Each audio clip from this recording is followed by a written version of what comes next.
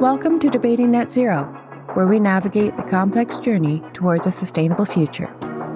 Our goal? To challenge conventional thinking and inspire action and thought leadership among executives and strategists around the world. So get ready for an engaging and enlightening conversation hosted by Fold & Company's Mike Ratcliffe and Ralph Mamedov.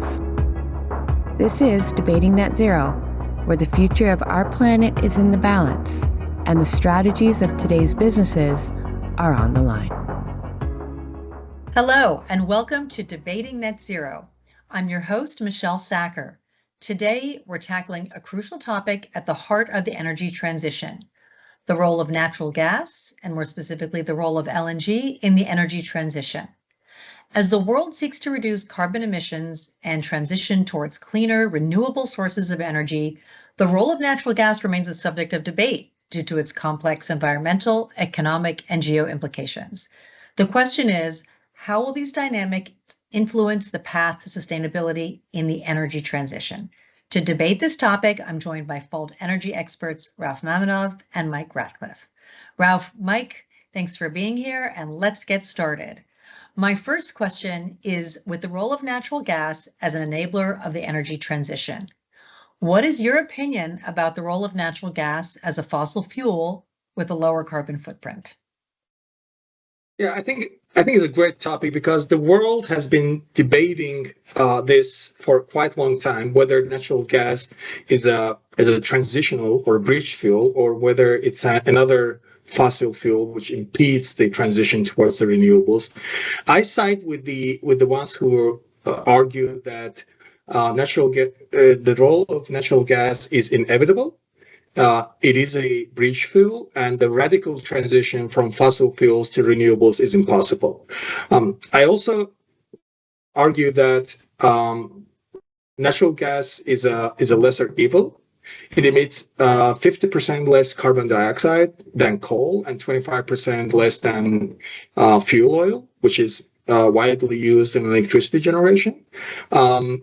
Furthermore, unfortunately, the adoption of renewable sources of energy is not equally widespread in different parts of the world. So some parts of the world do require these transition fuels to meet their energy demands, and natural gas provides a reliable and accessible source of energy.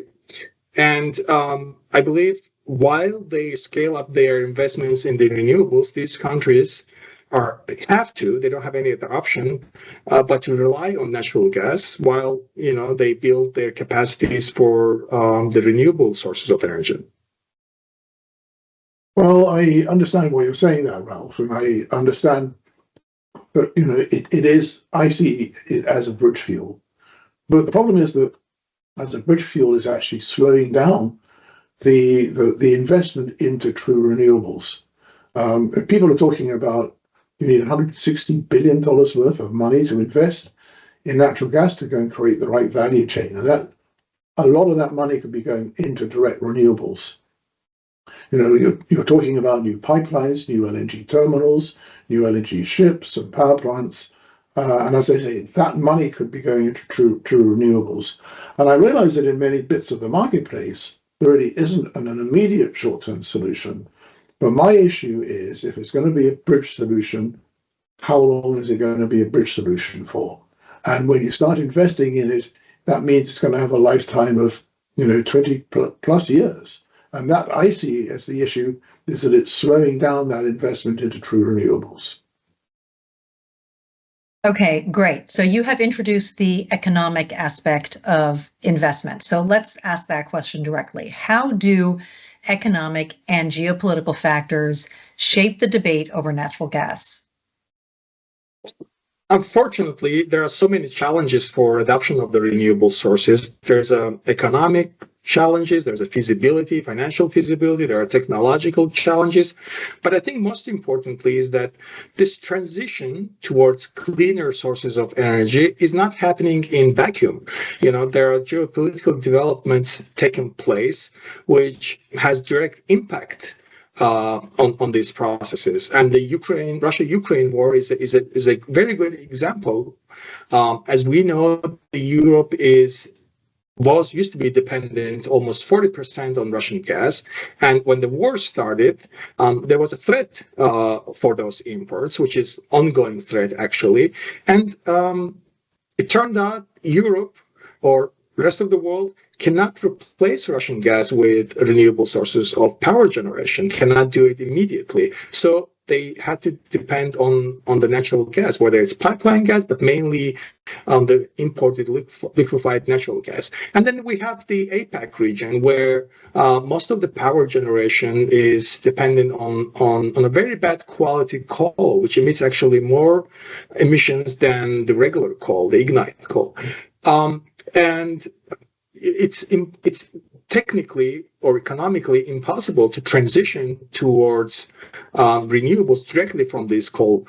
And so wouldn't it be good to have a fossil fuel which emits less emissions that can replace coal? And this, natural gas can serve as this bridge fuel.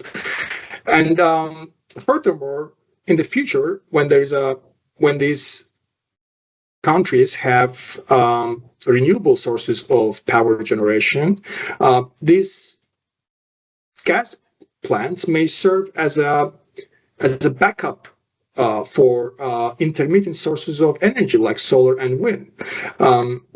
So I believe, yes, the world is moving towards net zero, but this transition, first of all, is not happening in the geopolitical vacuum. It's happening where the wars and other crises are taking place. And natural gas is an inevitable source of energy which will bridge the fossil fuels, the oil and coal, to the renewable sources. Well, I agree that it's happening, and I see that, as I said, I see that as an issue in terms of people aren't putting the money into the true renewables. But you can take a look at some of the markets that really have gone truly renewable, where they've gone with solar and they've gone with wind, they've gone with battery systems to go and actually eliminate the LNG or natural gas peaker plants that they've had, which are very expensive. So there are alternatives, and they are there and they are being invested in. And I think what we're also seeing is that investment is actually sometimes being accelerated. So I'm not too sure that the world really needs a huge investment in terms of natural gas and LNG. If it's a bridging solution, you should view it as a bridging solution, and we should actually get really good plans to make sure that we've got those alternatives coming down, even in the markets that you're talking about, like the APAC region, where at the moment it seems as though they really do need natural gas. But I see again that really the solution has got to be that we've got to go and really invest and help them get into true renewables. And the natural gas is not the long-term solution, and even it could be the medium-term solution, because we are seeing different economies where they're managing to go and getting rid of that natural gas by really going into true renewables for power generation. Yes, I actually want to sort of get really narrow here and ask a question. We discussed the role of natural gas in power generation and how it serves as a viable substitute for coal. But what about the role of natural gas and LNG in transportation specifically? Is it effective in replacing oil in the transportation sectors?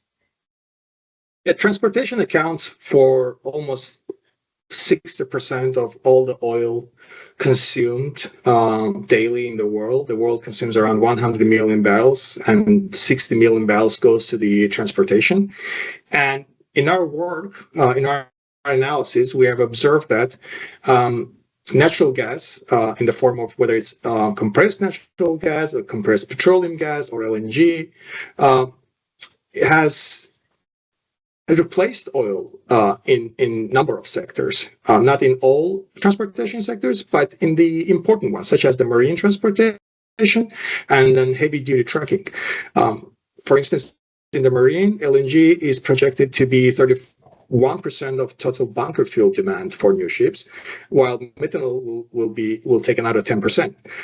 In the sub-segments, such as the cruise ships, 20% of the new cruise ships will be LNG powered.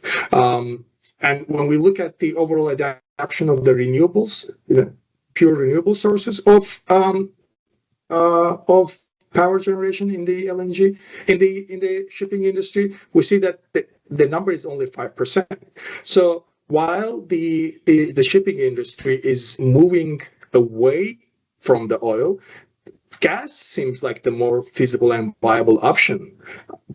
As there are feasibility challenges again, and then there are technological challenges of adapting the solar and wind or other fully net zero sources of energy. In the trucking industry, we see the same success, especially in parts of the world where the demand growth is strong, such as China. We've seen an exponential growth of LNG-powered trucks that rose from 10% to 30% in 2023.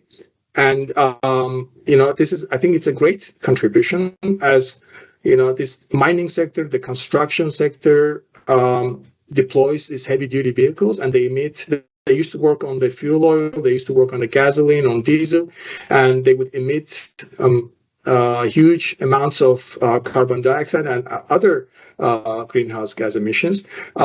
And adoption of LNG in this industry is already bringing the volume of the emissions down. And I think, again, as we've seen in the power generation or in the other sectors, even here in the transportation sector, which has been more formidable challenge than the other sectors, natural gas is doing its work and stepping in. Well, I understand what you're saying, and I certainly appreciate the fact that LNG is coming in, also at CNG, which you're seeing a lot in terms of urban cities with their buses or with their refuse trucks, where you've got these very confined fleets, and they've gone that particular route in the short term. What's interesting, I think, in terms of the bigger fleets, like the heavy-duty trucks and deep-sea shipping, where you're certainly seeing new equipment being built with LNG capabilities, I'm not convinced that that's going to be the long-term solution. I understand the issues of actually getting a really true green long-term solution, but we've been talking in other podcasts about the battle between different technologies of electricity versus other ones like hydrogen, but also today we're talking about natural gas and LNG.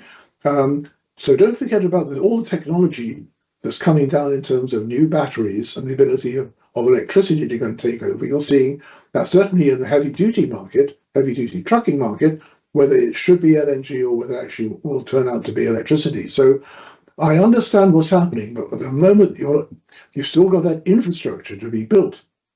You don't have the infrastructure for an LNG marine bunkering network all around the world. Shell says it's got one, but when you take a look at it, it's really very small. So you've got this infrastructure that needs to be built. Certainly in the shipping, it can work in shipping and trucking. It can work in the short to medium term. But I think what we've all got to do is to watch very closely what's happening to other energy systems that are going to be driving transportation, in particular electricity, because I think that may well come through technologically to be much more efficient, and cheaper than people think. And so the investment that's going into LNG may not be the best solution in the long term. So I'm still really on the negative side as far as LNG. I see the necessity for it, but I think we really need to go and make sure that we understand what's happening to alternatives, especially around electricity. This is great. This is a real diversity of perspectives. And thank you both very much for sharing, the details around your perspectives today. It's clear that natural gas is a bit of a double-edged sword when it comes to the energy transition. On the one hand, it could be a great enabler. It's cleaner than coal and oil, so it provides a practical short-term way to cut emissions while helping to stabilize power grids as we ramp up renewable energy. But on the flip side, it's still a fossil fuel with its own environmental downsides. And as you both pointed out, it requires a major infrastructure investment. And if we lean too heavily on it, we risk slowing down progress towards a fully sustainable energy future. The real challenge is for policymakers to find that sweet spot, taking advantage of the immediate benefits that natural gas offers while staying laser focused on the bigger goal of completely decarbonizing the energy sector. Until next time, stay informed and stay engaged.